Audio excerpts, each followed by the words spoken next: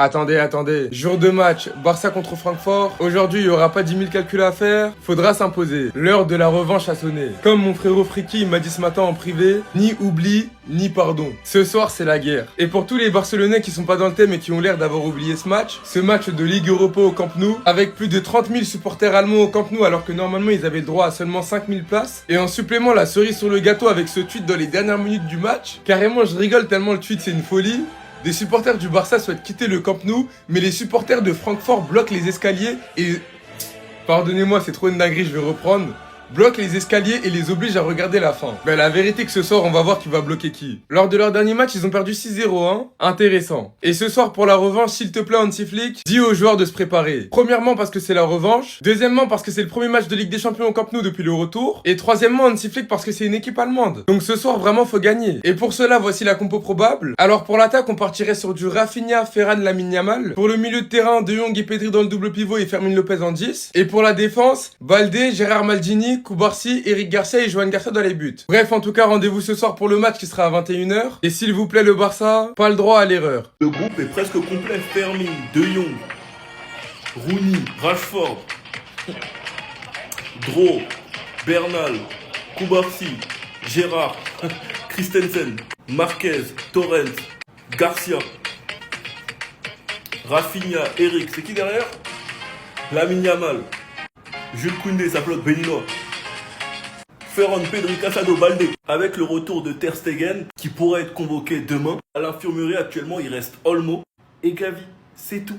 Un groupe quasi complet avec le Barça de retour en Ligue des Champions au Camp Nou, les gars. On va enfin revivre une soirée au Camp Nou. Et pas face à n'importe qui, face à Francfort. Et dites-vous, les gars, qu'il y a des socios honteux. Malgré le fait qu'on n'ait pas joué au Camp Nou depuis 2 saisons, il y a 300 socios qui ont été repérés et qui ont revendu leurs billets. Alors qu'on sait tous très bien ce que Francfort nous avait fait en Europa League. Ils étaient plus nombreux chez nous. Chez nous, c'était chez eux. Ils ont bloqué. Ils nous ont forcés à regarder le match. Alors qu'on se faisait déchirer. Nos joueurs se sont fait siffler chez eux. Franchement, honte à ces socios. En tout cas, demain, on retrouve le Camp Nou à LDC. Flick, j'ai un bon pressentiment. On retourne au Spotify Camp Nou et c'est une bonne chose. Mais on retrouve aussi notre meilleur niveau, notre style de jeu, comme on l'a surtout montré lors des 2 derniers matchs. C'est encourageant et bien sûr sur la Ligue des Champions, c'est un match à part. Enfin bref, sinon vous les gars, vous en pensez quoi? Ramenez-vous sur ta patience en nuit. Mais vous êtes choqués pourquoi exactement? Ronald Araujo pourrait ne plus rejouer au Barça. La situation du défenseur uruguayen est préoccupante et sérieuse. Les Catalans lui laissent du temps afin qu'il récupère émotionnellement mais surtout mentalement. La situation est beaucoup plus grave qu'elle n'est paraissait au départ. Et lorsqu'on entend généralement ce genre de discours auprès d'un sportif, c'est que généralement, ce sportif en question a des idées noires. Et quand on parle d'idées noires, on parle évidemment des idées suicidaires. Je tiens quand même à rappeler que ce sont les propres supporters du Barça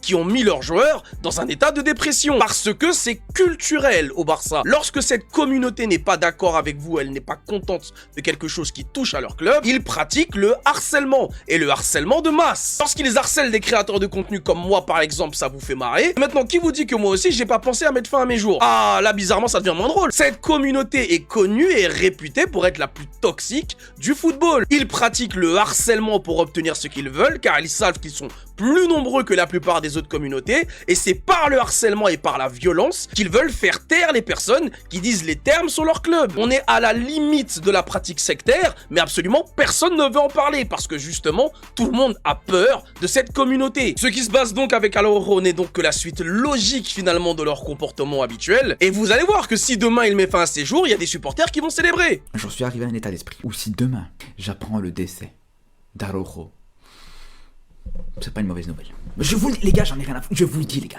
Attendez. Même dans le vestiaire du Barça, ça l'appelle comme ça. Gérard Martin est passé en conférence de presse avant le match de demain contre Francfort et il a dit clairement, il m'appelle Gérard Maldini dans le vestiaire. Même les joueurs eux-mêmes, ils sont branchés. À part ça, il a dit aussi, Inigo a réalisé une saison fantastique l'an dernier. Il a été un leader et j'ai visionné quelques extraits de ses matchs pour analyser sa façon de procéder. Je savais qu'un jour je pourrais jouer en défense centrale après ce qui s'est passé pendant la pré-saison. Hansi Flick m'inspire beaucoup de confiance. Déjà que son poste de formation de base c'est central, quand pendant la pré-saison j'avais vu que Hansi Flick il l'avait aligné à ce poste-là, personnellement j'avais capté déjà. C'était juste une question de temps. Quand je joue latéral, je dois sortir plus haut et en tant que défenseur central, je dois être attentif à la couverture. Personnellement, et n'hésitez pas vous aussi à me donner vos avis dans les commentaires, mais Gérard Martin je le préfère quand il est central que latéral. En tant que central, je trouve que vraiment il est plus à l'aise. Dans les duels etc, il arrive à être dur sur l'homme et surtout à la relance il nous fait beaucoup de bien. Sachant qu'en plus de ça il est gaucher. Et pour le système de Flick, avoir un central gaucher c'est important. Et pour finir, il a dit quelque chose qui m'a interpellé. La défaite à Milan a été un tournant Chesney m'a dit que je devais être fier de ma performance. Et pour le coup, c'est plus que réel. Depuis cette défaite contre l'Inter Milan, Gérard Martin, il s'est quand même pas mal amélioré. Et le voir aujourd'hui à ce niveau-là au Barça presque titulaire, ça fait archi plaisir. Bref, en tout cas, n'hésitez pas à me donner vos avis dans les commentaires, histoire de savoir ce que vous en pensez. Et moi, je lirai tout ça.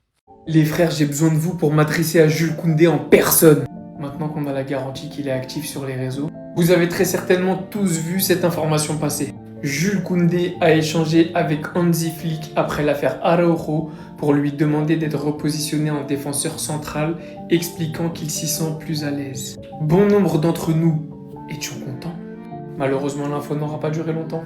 Jules Koundé en personne a démenti avec un gif Truth or Lie et l'aiguille qui va du côté Lie pour dire que l'information est un mensonge. Maintenant, dans le plus grand des respects, je fais cette vidéo. S'il vous plaît, identifiez Jules Koundé, je veux qu'il voit cette vidéo. Je vous jure, Wallah al-Adem, que Dieu m'en soit témoin, ça fait 2 semaines que je veux faire cette vidéo, et comme par hasard, l'information est sortie. Et la vidéo, je l'avais pas faite. Jules, s'il te plaît, t'es un joueur extraordinaire au Barça. On demande juste un test, juste un match. Peut-être même en Copa, un match facile.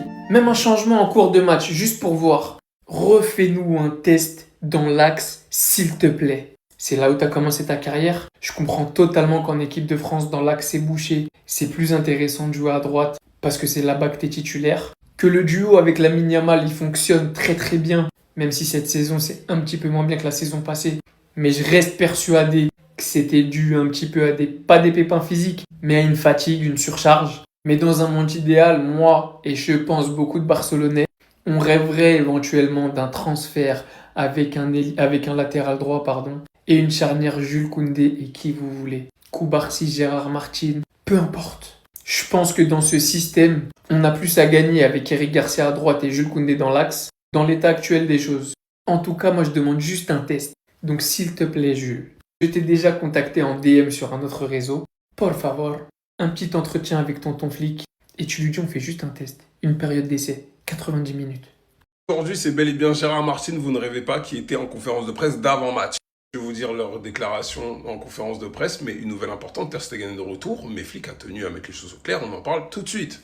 Contrairement à Araujo qui l'avait tiré vers le bas en public et sur le terrain, il a déclaré que la défaite à Milan a été un tournant pour lui avec ses 2 passes d'Est. Chesney m'avait dit que je devais être très fier de la performance. Bien sûr, gros, t'es en Détroit. Concernant sa famille, il a déclaré, mes grands-parents jouent un rôle très important pour moi, leur faire plaisir quand ils viennent est très important. C'est ce que j'avais dit quand certains étaient de se moquer de la ligne du hors-jeu. Et quand je le fais carré à Araujo, oh non, Bref. Concernant sa préférence, concernant le poste de défenseur, que ce soit axial ou à côté à gauche, il ne sait pas. Il joue là où le coach le veut. Pour le collectif. C'est 2 postes différents parce qu'il le dit clairement, quand je joue latéral, je dois sortir plus haut et en tant que défenseur central, je dois être attentif. Le coach également est arrivé en conférence de presse aussi et a déclaré quelque chose de très important. Ter Stegen peut être convoqué demain. Encore une fois, il a tenu à préciser que Johan Garcia est le numéro 1. C'est très bien comme ça. Évidemment, il n'a pas cherché à répondre aux questions de Madrid. Il a dit qu'on ne veut pas parler de Madrid, nous avons 4 points d'avance, mais le chemin est encore long. C'est pour ça qu'on se moque, mais pas trop. Considérant que son équipe était fatiguée à la fin du match contre le Betis, il a préféré retenir le positif, sachant qu'en plus, il y avait des blessés et tout ce qui s'est passé de mauvais pendant ces 3 derniers mois. En tout cas, là, jamais je peux oublier. Donc, avec ce groupe-là, on a vécu, je veux dire, j'aime pas dire l'enfer, mais on a vécu des galères. Le flickball, tu nous as vengé pas mal de fois l'année dernière. Il est temps de refaire de même demain, pardon. Dernières infos concernant le match de demain. On voit Flick au petit soin avec le jardinier pour que tout soit impec. Les dernières infos pour demain, let's go. Bonjour et bonne semaine à ceux qui sont premiers. Ceux qui ont un match en plus et qui risquent d'être 3e à genoux. Les clubs qui se font manquer de respect là en plus. Il aurait dû faire une Paul George Ntep, la tête de la... Les joueurs sont déjà de retour au charbon, de retour à l'entraînement.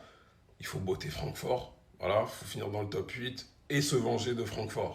Nouvelle du jour du coup. Garcia avait été aperçu après le match en train de boiter. Bien évidemment, ils aiment bien faire semblant pour nous faire flipper. Et Johan Garcia va très bien, voilà. Juste la fatigue, voilà, il a voulu nous bluffer. Autre bonne nouvelle, vu que tout se passe bien au Barça, c'est que Ter Stegen intéresse des clubs cet hiver, j'en ai déjà parlé. Non qu'à venir le récupérer parce qu'il aura le feu vert médical là dans quelques jours.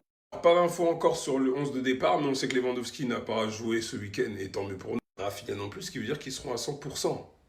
Pour le match de Francfort, tout le monde doit être à 100%, même à 200%. Baldé également, qui avait reçu un coup en première mi-temps, va très bien. Tout est parfait. Concernant Araujo, personne ne sait quand il rejouera. Ça se trouve, il va même pas jouer en fait jusqu'à janvier. Donc, est-ce que Flick va opter pour, au final, Koundé dans l'axe? On verra bien. Mais je pense pas. Attention, avant de conclure la vidéo, le Shark arrive. T'as pas marqué Mbappé? Attention, 5 buts d'écart. Jusqu'à le Barça a sorti une vidéo pour le match de demain contre Francfort. Vous êtes fichus, c'est cuit pour vous. On se vengera et vous allez repartir. Et on va enfermer vos supporters jusqu'au bout.